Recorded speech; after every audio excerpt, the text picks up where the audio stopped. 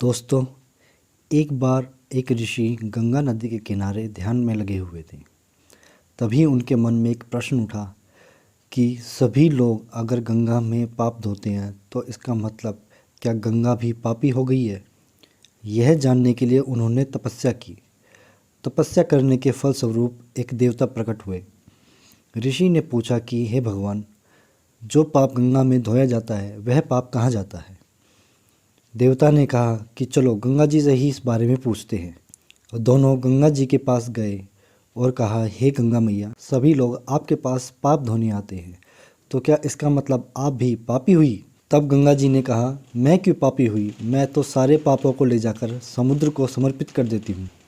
अब दोनों सागर के पास गए और कहा, हे सागर, गंगा जो पाप आपको समर्पित करती है, तो क्या इसका मतलब आप भी पापी हुए। तब समुद्र ने कहा, मैं क्यों पापी हुआ, मैं तो सभी पापों को भाप बनाकर बादल को समर्पित कर देता हूँ।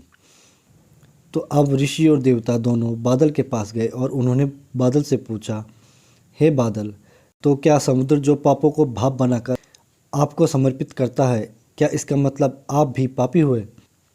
तब बादल ने कहा, मैं क्यों पापी हुआ, मैं तो सारे पापों को वापस पानी बरसाकर धरती पर भेज देता हूँ, जिससे अन्न उपजता है और जिसको मानव खाता है। यदि अन्न का ग्रहण अथवा उसकी खरीद सत्कर्म से प्राप्त धन से हुई है तो वह अच्छा फल देता है, और यदि वह अहंकार या पाप के द्वारा प्राप्त किए हुए धन से खरीदा जाता है तब वह उसी प्रकार फल देता है।